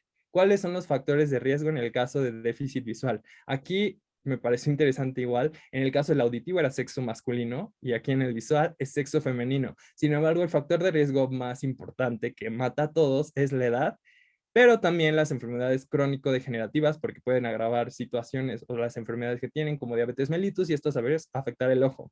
¿Qué consecuencias vamos a tener o se van a desencadenar porque tengamos un déficit visual? Bueno, uno, igual que en oído, va a haber una dependencia funcional, va a haber mayor síndrome de caídas, lesiones, puede causar depresión, justo por aislamiento social, va a crear o incrementar la incapacidad y entorpece la rehabilitación. Yo sé que no es clase de oftalmo y que esto ya lo vimos hasta el cansancio, pero me parece importante recordar dos cosas. Uno, no sé si ven mi cursor, ¿sí se ve? Sí, sí se ve. Sí, sí se ve, Ángel. Perfecto. Tenemos una estructura súper, o sea, sí, la retina es como súper hermosa e importante en el ojo, pero tenemos algo que se llama mácula lútea, que está aquí, que es este punto, bueno, que es este círculo, es todo esto. La mácula lútea a su vez va a tener una porción, una parte que se conoce como fóvea central. En sí, la mácula lútea es el lugar donde tenemos mayor agudeza visual. ¿Por qué? Aquí nos vamos a esta imagen. Porque aquí las células de las capas de la retina se van para los lados y entonces o sea, perdón por la explicación súper mundana, pero esta situación que se van para los lados hace que todos los conos estén más cerca de la superficie, o sea, y entonces cuando la luz pasa, la luz no tiene que pasar por todas las capas de la retina, llega literalmente a esta capa. Y recuerden que la mácula lútea es el lugar de mayor agudeza visual, uno, por esta situación donde las células se apartan, pero también porque solamente hay conos, no hay bastones. Ese es un punto que quería charlar con ustedes. Y el otro es recordar que los procesos ciliares van a producir el humor acuoso. Entonces, los procesos ciliares se produce el humor acuoso, pasa por la cámara posterior, pasa a través de la pupila y entonces llega a la cámara anterior. Entonces, recordar que el humor acuoso se está creando cada 90 minutos. Entonces, si no tenemos un sistema de drenaje, nuestro ojo explotaría. Bueno, no creo que explote, pero la presión incrementaría. Entonces, para esto tenemos estas estructuras que son las trabéculas y el conducto de Schlemm, es como un drenaje, creo que es drenaje trabecular justamente, y entonces el líquido que se crea pues pasa por este drenaje y posteriormente a la red venosa para ir por el cuerpo. Esto es muy importante para algunas patologías que vamos a ver. Es lo que quería recordar rápidamente, nada más. Entonces, ¿cómo vamos a manejar nosotros? Me pareció muy interesante porque encontré dos manejos, uno como muy de oftalmo y otro como médico general. Entonces, lo primero es realizar una historia clínica, enfocándonos principalmente en los antecedentes heredofamiliares, preguntando si hay historial de glaucoma, de diabetes mellitus, de presbicia, no sé, de todas las enfermedades oculares que se les ocurra. Posteriormente vamos a utilizar varias cartillas. La cartilla de Snellen para medir la agudeza visual, también la Ishihara para poder ver si el paciente puede diferenciar los colores. Tenemos la cartilla de Amsler. Esta es para que el paciente pueda, podamos identificar si todavía reconoce los campos visuales. Y en este caso, si no tenemos la cartilla de Amsler, lo que podemos hacer es la de confrontación, que prácticamente es ponernos enfrente del paciente y con los dedos decirle, ve mi dedo, ve mi dedo, ve mi dedo. Supongo que ustedes realizaron eso cuando estaban en oftalmo. Otro punto es medir la presión intraocular con el tonómetro. Esto es importante por varias patologías, bueno, justo por el glaucoma. Y para dejarlo sencillo, la presión del globo ocular normal debe ser menor a 21 milímetros de mercurio. Si es mayor ya nos indica patología y naturalmente tendríamos que mandarlo a oftalmo. Y otro punto importante que debemos realizar es la oftalmoscopia. Entonces, ahora les doy el otro tipo de manejo según la guía de práctica clínica, que está mucho más fácil. Nosotros debemos preguntar que si tienen alguna dificultad para ver la televisión, para leer o para ejecutar cualquier actividad de la vida diaria a causa de su vista, o sea, prácticamente si ve bien o no. Posteriormente vamos a usar la cartilla de Snellen y aquí se recomienda usar el agujero estenopeico justo para ver si el problema es un problema de refracción. Y pues ya, en ese caso, tendríamos que mandarlo al optometrista, no al oftalmólogo. Y también podemos hacer una oftalmoscopía para pues, ver cómo está la retina. ¿Cuáles son las recomendaciones para estos pacientes que tienen algún déficit visual? El primero es que los lugares donde él va a estar en su casa estén bien iluminados. Los que se recomienda que estén súper iluminados son el baño y su cuarto, el baño principalmente por el riesgo de caídas. Otra recomendación que tenemos es que en la casa debe haber contraste de colores, o sea, debe ser no para que sea atractivamente visual, sino para que sea orientativo para nuestro paciente. Otro punto es que haya barandales, pues, para que no se caiga. Se recomienda que los textos o mensajes que le dejemos tengan una letra amplia y grande para que pues, igual puedan verlo con mayor facilidad. Otro punto es que si no usa gafas o su graduación Oigan, está mal, déjenme interrumpo por tantito, perdón. No vamos a acabar, ¿eh? Porque ya vi que no. faltan temas. Ahorita que acabamos esto hay que ver abandono y maltrato y mandamos mi clase de marchas al 27. Queda perfecto con el tema, ¿ok? Sí, por favor, era todo. Ok. Bueno, el otro punto es que si usa gafas, debemos ver que estén bien graduadas o mandarlo al optometrista para que use gafas. Y otro punto importante, o sea, supongo que alguna vez escucharon a su mamá, a su abuelita o a alguien decir que comieran zanahorias para que mejorara su vista y así. O sea, no está del todo mal, pero tampoco está bien decir eso. Porque si bien los carotenos son importantes para los pigmentos visuales y pues nos ayudarían a la síntesis, no es que vaya a mejorar la vista, simplemente pues nos da pigmento visual. Pero pues sí sería relevante mencionar eso, porque se ha visto que dar antioxidantes o vitaminas no mejora, o sea, todavía no hay datos suficientes para decir que mejora o no los déficits de la visión.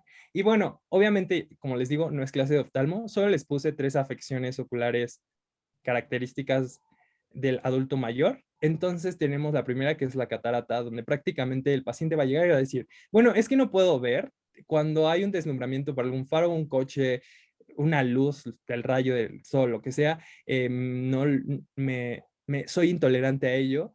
Hay una disminución de sensibilidad al contraste.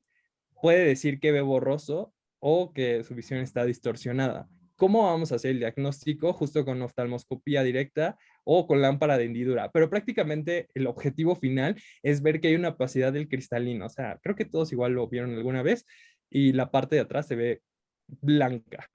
Un punto interesante de la catarata es que dependiendo de dónde estén estas borrosidades o estos puntos opacos, es si va a ser si va a ser sintomática o no, porque si está en la periferia del cristalino, obvio no va a ser sintomática porque la luz puede pasar así como si nada, pero si está central, obviamente sí ya va a tener la clínica que comentábamos anteriormente, y el tratamiento es por extirpación quirúrgica o por focoemulsificación, pero el objetivo final es poder introducir un lente intraocular para mejorar la agudeza visual. Posteriormente tenemos la degeneración macular asociada a la edad. ¿Se acuerdan de la mácula? Por eso les puse esa imagen. Aquí lo que va a pasar es que va a haber una atrofia de las células de esta región macular, por lo que va a haber una disminución, obviamente, progresiva de la agudeza visual. Vamos a tener que el paciente va a decir, es que no puedo distinguir bien los colores. A eso se dice distromatopsia. Y va a decir como, es que no puedo identificar bien las formas y los tamaños. Bueno, eso es metamorfopsia. También va a ser intolerante al deslumbramiento y va a perder el campo visual central.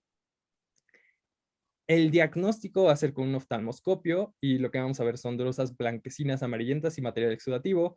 Y el tratamiento es interesante porque no hay tratamiento curativo. Se menciona que en estados iniciales la fotocoagulación con láser, dar zinc y los antioxidantes podrían mejorar la evolución. Sin embargo, no hay un tratamiento curativo. Y finalmente tenemos el glaucoma. El glaucoma, pues prácticamente se va a caracterizar por esta triada. La primera es el aumento de la presión intraocular a más de 21 milímetros de mercurio. Posteriormente, podemos observar una concavidad o atrofia de la cabeza del nervio óptico y va a haber, obvio, una pérdida del campo visual. No me acuerdo de qué ley de física, cómo se llama esa ley de física, pero el punto es de que, ¿se acuerdan que en un globo el agua, pues la fuerza hidrostática está aplicada a toda la pared del globo? Bueno, igual con el ojo va a pasar lo mismo, solo que va a aumentar y aumentar el agua, entonces la presión va a aumentar. Tenemos dos tipos de glaucoma, de ángulo estrecho o ángulo cerrado y del ángulo abierto. El estrecho aproximadamente es del 10 al 5% de los pacientes y este está bien porque habitualmente da síntomas. ¿Qué lo desencadena? Pues una dilatación de la pupila y lo que puede referir el paciente en este momento es dolor ocular, eritema, distorsión visual y cefaleas.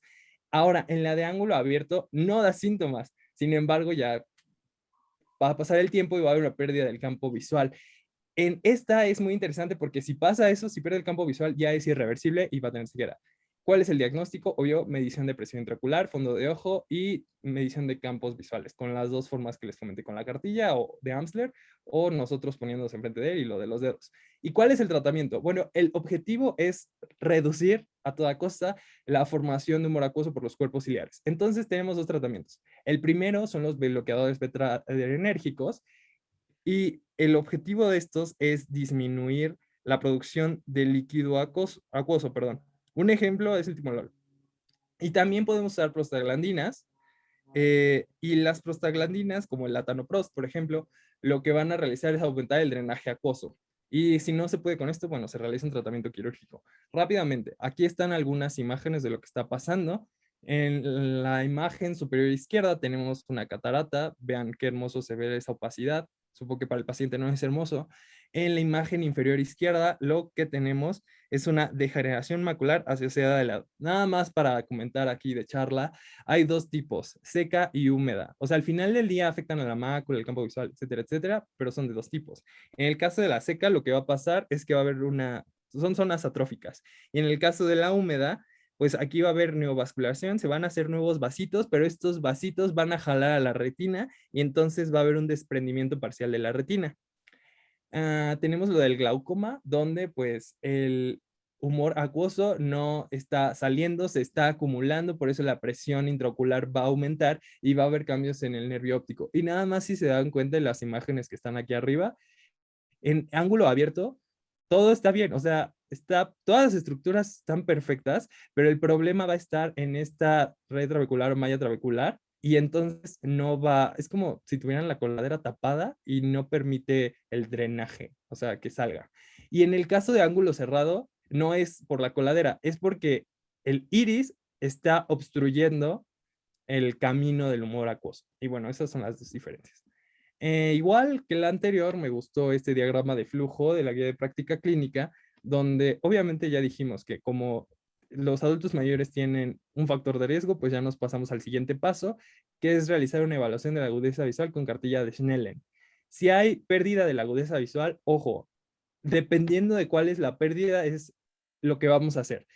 Si nosotros con la oftalmoscopía directa encontramos una opacidad en el cristalino, no lo mandamos al optometrista, lo mandamos al oftalmo. Pero si usamos el algoritmo estenopeico y mejora, ahí sí lo mandamos al optometrista. Si al mandarlo al optometrista le ponen sus lentes, no hay mejora, ahora sí lo mandamos al oftalmo. Finalmente, tenemos las alteraciones del olfato y del gusto en el adulto mayor. Esto ya lo había comentado un poco yo cuando les charlé sobre estos cambios del envejecimiento en el sistema digestivo y Oscar cuando nos habló de los sentidos. Pero bueno, la función olfatoria va a declinar como un proceso del envejecimiento y no solamente se va a perder la agudeza olfatoria, sino también la habilidad para discriminar diferentes olores.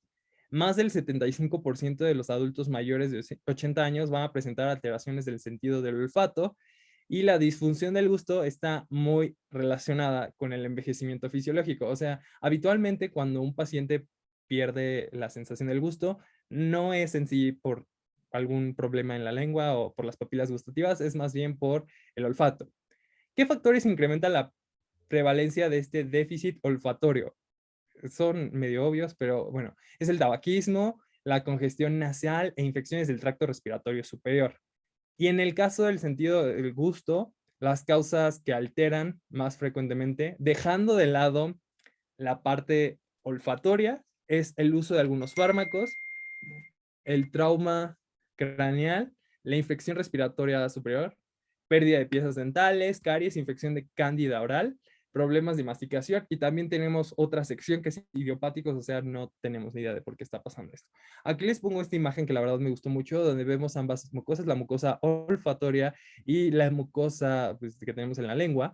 Si nos damos cuenta, ambas pues llevan aferencias al cerebro y en el cerebro tenemos un centro del olfato y el gusto. Entonces, por eso el olfato y el gusto están estrechamente relacionados y dependen uno del otro. Estos generalmente van a ser subestimados, iguales como, pues es normal que el adulto mayor, bueno, o sea, no es normal, nosotros ya lo sabemos, pero las otras personas pueden decir, no, es que es normal que no coma, que pierda la sensibilidad, etcétera, etcétera. ¿Qué puede causar eso? Uno, pues, que no coma el paciente, por lo tanto va a haber una desnutrición, una pérdida ponderal, el sistema inmunológico se va a ver afectado, o sea, va a haber una disfunción, no va a servir como antes. Y otro punto relevante es que las comorbilidades se van a ver súper afectadas, como la hipertensión arterial o la diabetes. ¿Por qué? El adulto mayor, al no saborear la comida, lo que va a pasar es que va a aumentar la ingesta de situaciones para poder tener ese estímulo. Por ejemplo, de sodio para que la comida le sepa algo o de azúcar. Entonces, si hay una mayor ingesta, sus comorbilidades van a verse afectadas. Por eso es muy importante checar esto con el adulto mayor. ¿Cómo vamos a manejar? Pues igual tenemos las preguntas típicas de, ¿tiene usted problemas para detectar olores o sabores? ¿O tiene usted problemas para disfrutar el sabor de las comidas? Supongo que hay muchísimas más. Y del lado derecho les pongo una tabla con todos los fármacos que pueden tener una afección en el sentido del gusto y el olfato, porque bueno, también podría deberse a eso y debemos investigarlo. ¿Cuáles son las recomendaciones para estos casos? O sea, ¿qué podemos hacer? Se recomienda uno que debemos investigar si la patología es local o sistémica o si se debe a los fármacos, esta pérdida del gusto del olfato. Y otra recomendación es que ingieran alimentos con texturas y alimentos con olores penetrantes. Sinceramente, intenté buscar así una lista de alimentos con olores penetrantes, pero no encontré nada. Supongo que se refiere, si no el doctor me corrige, que son olores muy característicos, no sé, por ejemplo, como el apio, el café, o sea, que sean perceptibles. Y bueno, como conclusión yo les puse este diagrama, este esquema al principio de la presentación y espero ya quede un poco más claro. En el centro tenemos el síndrome de privación sensorial en el adulto mayor. Este síndrome puede verse como un síndrome geriátrico. ¿Por qué? Porque puede generar un síndrome de caídas, dependencia física, deterioro cognitivo, depresión, ansiedad, aislamiento social, aumento en la morbilidad del paciente, polifarmacia y colapso del cuidador. O sea, si se dan cuenta, lo que les acabo de decir es todo lo que está en azul, lo que rodea al síndrome de privación sensorial.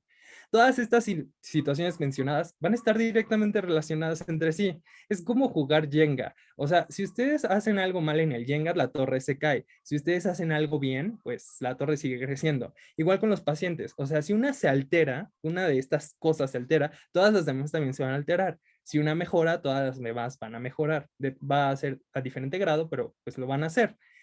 Estas situaciones Por que eso les son acabo de síndromes geriátricos. Por eso son síndromes geriátricos.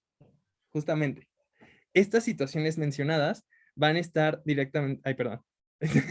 Esto es importante porque el síndrome de privación sensorial en el adulto mayor, cuanto antes lo identifiquemos, podemos mejorar la calidad de vida del adulto mayor y podemos favorecer un envejecimiento activo y también que él se pueda desempeñar por medio de un rol social. Y entonces evitamos estas situaciones y pues ya resolvimos el problema biopsicosocial. Espero les haya gustado esta parte. No sé si tengan alguna duda, el doctor quiere agregar algo y si no, no sé cómo vamos a proceder.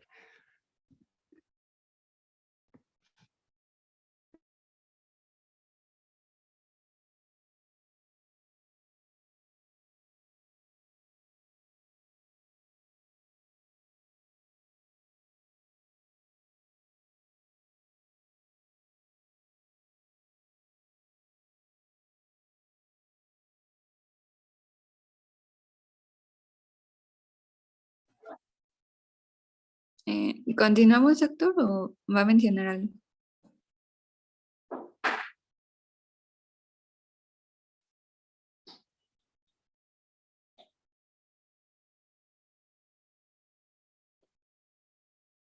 ¿Se escucha? Creo que no está, ¿o sí? ¿Qué pasó? Que si nos iba a comentar algo del tema anterior o si continuábamos. Perdóname, ahorita sí me fui un segundito porque mi familia está en pánico, están dando cuenta que están todos enfermos. No, mira, la verdad, pues sí, son los síndromes geriátricos. La verdad, no hay mucho tiempo de apuntes míos, hay que darle a abandono y tenemos 23 minutos para que dé esta clase. Está bien, doctor. ¿Va? Bueno, yo les voy a hablar rápidamente. Bueno, voy a tratar de que sea lo más rápido porque la verdad es que es un área bastante amplia y yo creo que muy importante, ¿no? Inclusive en un artículo se mencionaba que es como el elefante en la habitación porque pues sabemos que es un problema que existe y casi nadie quiere hablar al respecto. Entonces, bueno, la siguiente, por fin. Bueno, estas son cifras de la OMS. 1 de cada 10 personas mayores ha sido víctima de malos tratos, entonces, pues creo que es algo bastante importante. Ahorita vamos a ver, pues, va a integrarlo más adelante. La siguiente. Esta es la definición de la OMS para el maltrato como tal. Entonces, pues así, lo más resumido es un acto único o repetido que ocasiona daño, sufrimiento o en lugar de un acto también puede ser la falta, la omisión de ciertas medidas que pues también evitarían este daño. Y todo esto es como abusando de la confianza que tiene la persona mayor en la persona que ejerce esta agresión. Y para que nos quede bien claro, cualquier tipo de estas formas de violencia que vamos a ver es una violación de los derechos humanos. La siguiente. Esta es la clasificación. Ahorita no vamos a abundar de esto para que no sea tan repetitivo y lo veamos con qué encontraríamos en cada tipo de agresión, pero pues estas son las 6 de las que se habla, que es el maltrato físico, el maltrato psicológico emocional, el maltrato sexual, la negligencia, la explotación financiera y el abandono. La negligencia normalmente la mencionan en conjunto con el abandono, ya que los hallazgos que podemos encontrar en los pacientes suelen ser muy similares. Siguiente. Así, otro punto importante que no les mencioné es que tampoco quiere decir que una persona va a ser víctima de solamente un tipo de violencia. Podemos encontrar casos en los que los pacientes sean víctimas de múltiples tipos de violencia. Entonces, también es bueno tener eso en mente. ¿Y quiénes van a ser los principales agresores? Generalmente son familiares, que suelen ser sus cuidadores, o cualquier otro cuidador. Puede ser, pues, no sé, un enfermero que lleve mucho tiempo con el paciente, algún vecino o inclusive puede ser algún desconocido. Todo depende de la circunstancia en la que se dé este tipo de, pues, de situaciones. Y también, o sea, del entorno, ¿no? Es lo que les mencionaba. Puede ser en la familia, en la comunidad o inclusive en alguna institución. La siguiente, porfis. Si tienen duda, me dicen. Y bueno, algunas cifras relevantes, justamente ¿Vas esto, a dar en cuál México. es el tipo de maltrato más común? Ajá, sí. Perfecto, gracias. Em, En México, aproximadamente del total de los adultos mayores, el 16%, bueno, para ser exactos, 16.2% sufren de algún tipo de maltrato, ¿no? Ya sea abandono o de los demás tipos de maltrato que les mencioné. El 20% de la población vive en soledad o en el olvido. Y esto, bueno, ya hemos escuchado mucho previamente sobre el envejecimiento poblacional. Y en uno de los artículos que estuve leyendo, se considera que para el 2025 aproximadamente 14 millones de la población aquí en México, el 10%, que a 14 millones van a encontrarse en estas condiciones, en soledad y en olvido. Y esto pues también condiciona justamente esta parte de, el abandono y del maltrato. El 10% de la población se encuentra en una pobreza multidimensional. Esto quiere decir que tienen carencias nutricionales y de salud y pues todo esa parte. Eh, con la edad aumenta la vulnerabilidad y disminuye el bienestar y la calidad de vida. Esa es la concepción que se tiene, ¿no? Entonces, por eso es bastante importante esta parte. Lo que mencionaba el doctor de cuáles son las más frecuentes, encontré como pues dos versiones, no sé si estén correctas. El primero sería el psicológico con 12.7%. Y después le seguiría la explotación financiera con 3.9% y el Eso es maltrato físico. 100% correcto, ¿ok? El psicológico, o sea, ay, mamá, qué estúpido, ¿en serio no te acuerdas? Y es muchas veces sin querer, ¿eh? Y el financiero es también, también es muchas veces también sin querer, o sea, porque el dinero del adulto mayor debería utilizarse para el adulto mayor, su cuidado, etcétera. ¿Cuánta gente no conocen ustedes o no han sabido ustedes que viven de las becas que da el gobierno? ¿Cuántas familias? O Sí. sea, muchas personas viven de lo que le dan al adulto mayor. Y eso es abuso financiero. Muchas veces es sin querer.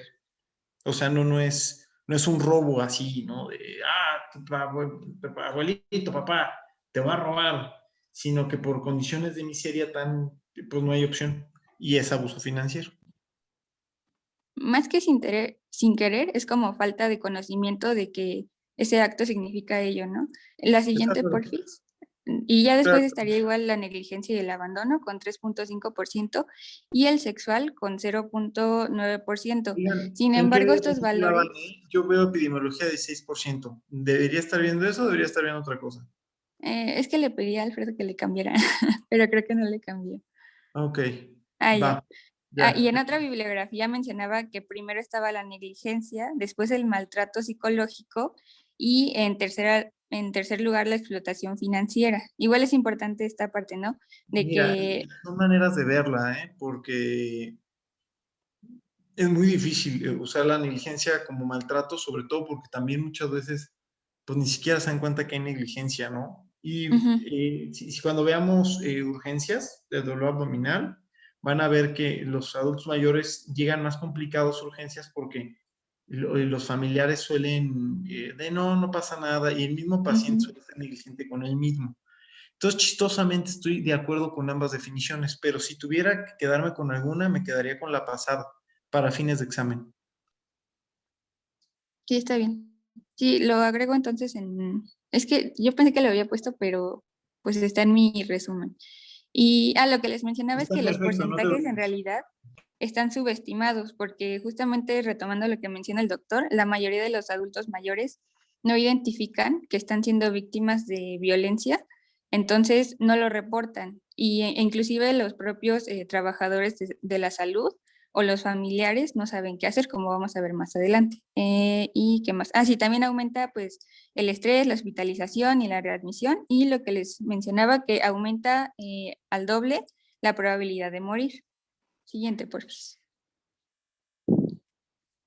Bueno, aquí para dar entrada a los factores de riesgo, justamente, pues, ¿quiénes van a ser las personas que se encuentren en mayor riesgo? Van a ser aquellas personas que tengan mayor dependencia, que tengan fragilidad, que la marcha sea lenta, que se encuentren pues igual agotados y también con disminución de la fuerza muscular.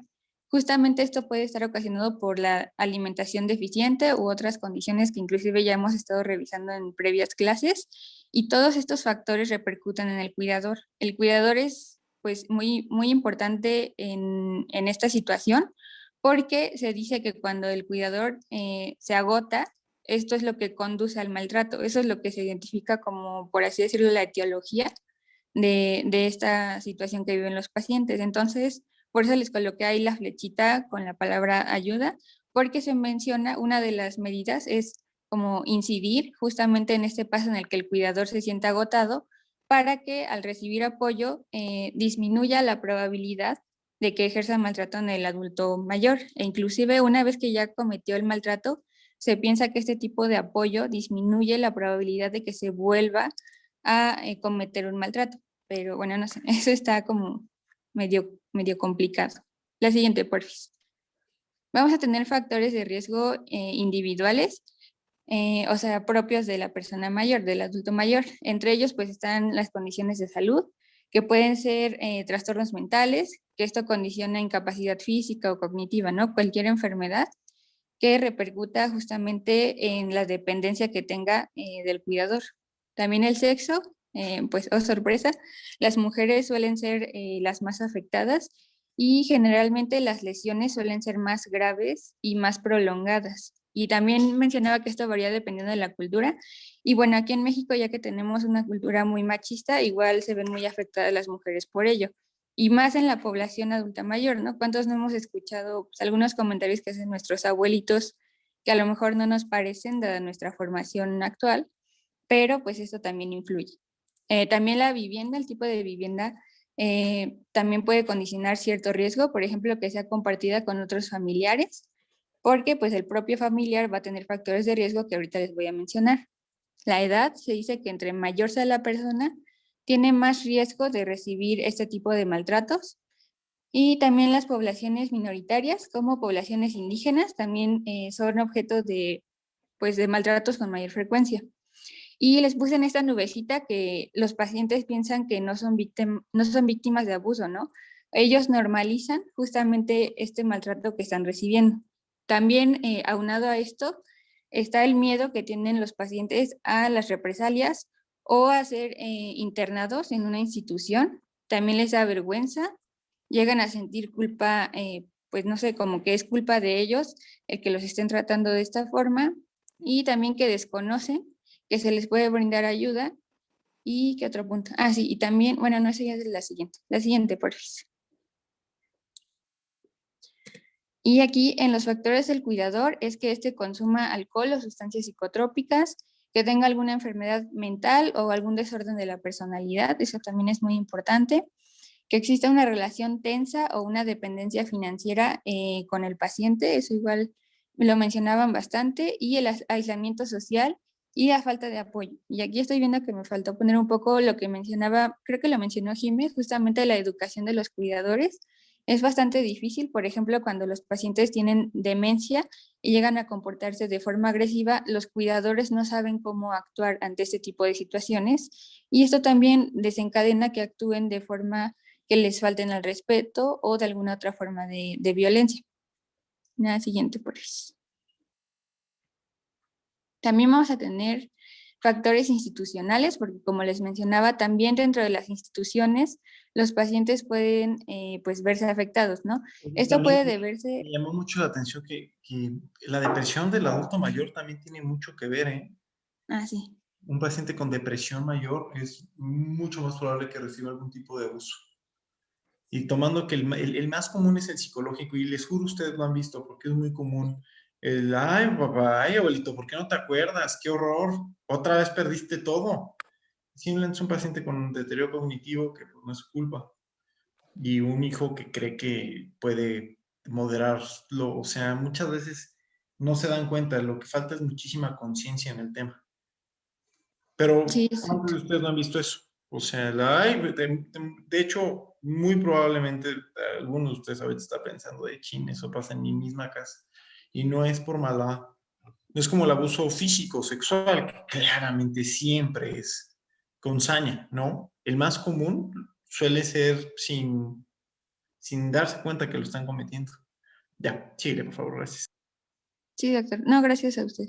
Em, ¿Qué les sí. Y también justamente en la formación del personal, que no estén bien instruidos en el tema, justamente, y también la remuneración, ¿no? Estos factores, pues yo creo que son más generales, hemos escuchado mucho de ello, ¿no? De el exceso de trabajo, que no, pues el salario no sea muy motivador, y pues también como las relaciones, ¿no? Entre los compañeros, y también que las normas prioricen intereses de la institución en lugar de los pacientes. La siguiente. Y también los factores socioculturales, que creo que eso igual está muy, pues es un factor muy importante en justamente este tipo de frases que llegamos a mencionar, justo como lo mencionó el doctor, ¿no? Todos hemos escuchado a nuestros parientes mencionar este tipo de cosas relacionadas con nuestros abuelitos, ¿no? Los estereotipos, ¿no? Pensamos que los adultos mayores siempre van a ser frágiles, débiles, o dependientes, ¿no? E inclusive se les llega a tratar como niños y pues eso también es violento. También los vínculos familiares, justamente pues yo creo que es muy evidente con estas generaciones cómo se va debilitando este tipo de vínculos con las generaciones más jóvenes. También las cuestiones del poder y los bienes, cuando no hemos escuchado a nuestros familiares pelearse por quién se va a quedar con la herencia de los abuelitos, cuando pues eso no es lo más importante, ¿no? Y, o también inclusive planean cómo deshacerse del adulto mayor. Bueno, eso igual lo mencionaban en los artículos, entonces no está tan alejado de la realidad.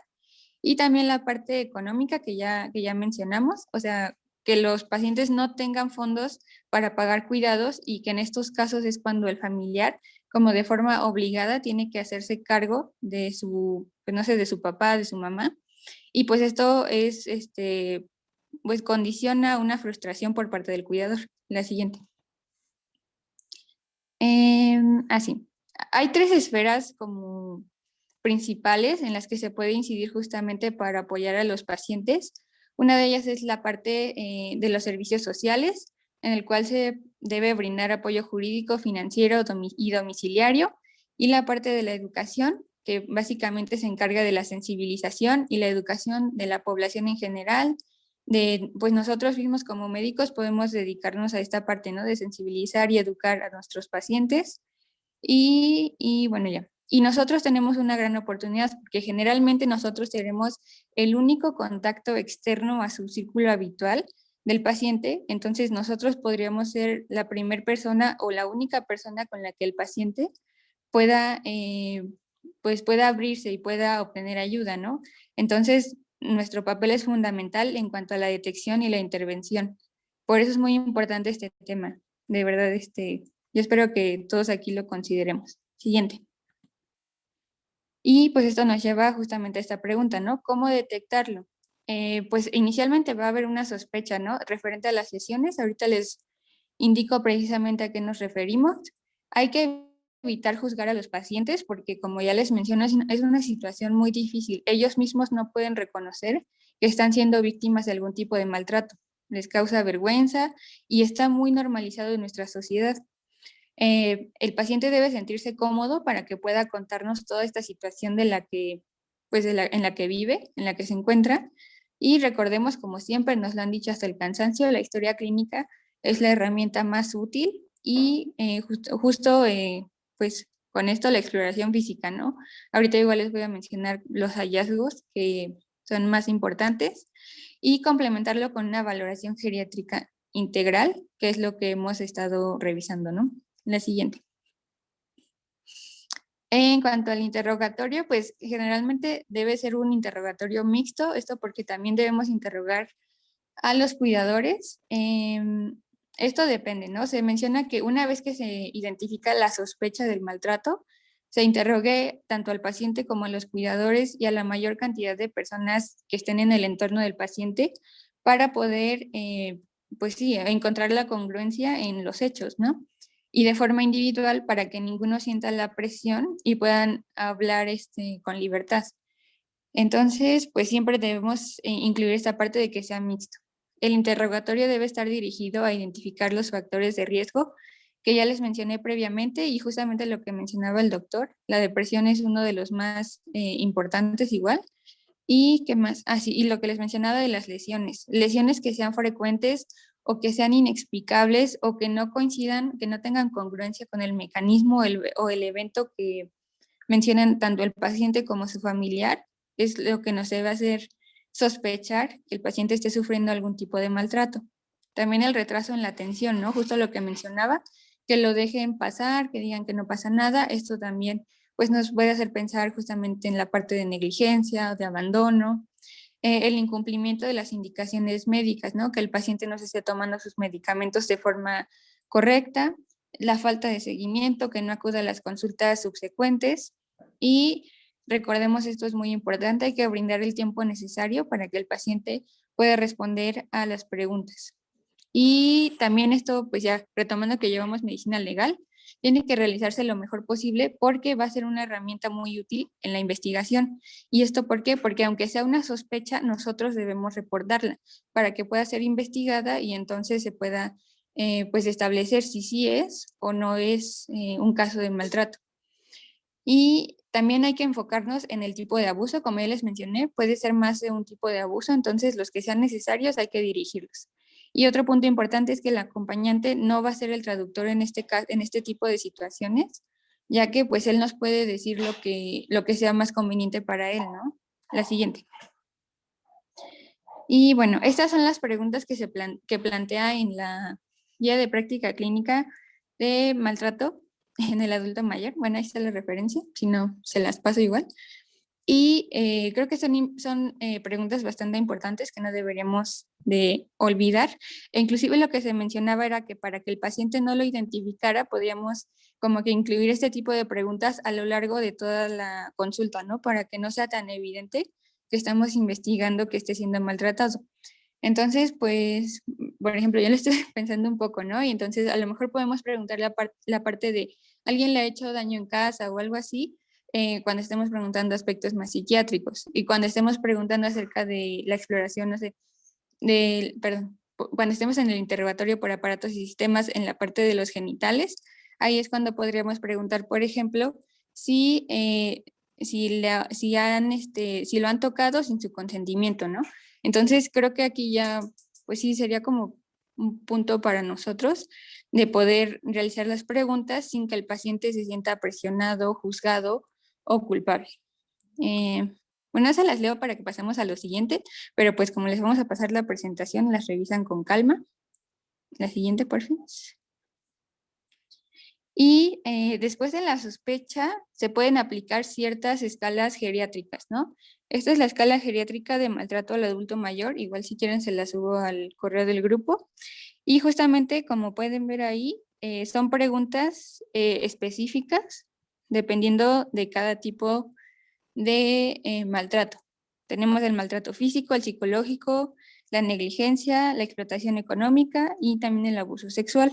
Entonces, se le realizan las preguntas al paciente, perdón, de forma directa, pero también amable.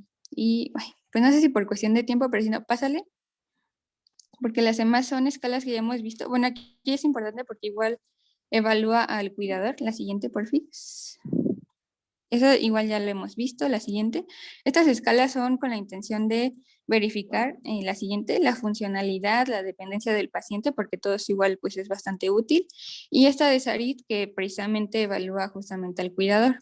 Ya las hemos visto, por eso no profundizo en ellas, pero si hace falta lo vemos en algún otro momento. Y en la exploración física hay que recordar que cualquier tipo de maltrato de una u otra forma va a afectar la integridad física y emocional del paciente. Entonces, la inspección, pues ya saben, inicia desde que el paciente llega al consultorio y debemos pues fijarnos en la interacción con su cuidador, los manierismos que presente, si tiene poco contacto visual y también si presenta signos de ansiedad o es un paciente demasiado pasivo. Y entonces, si se sospecha de un caso de maltrato, se debe hacer una exploración física de cabeza a pies. Y no sé si le seguimos, doctor, porque ya son las 9 y tenemos otra clase.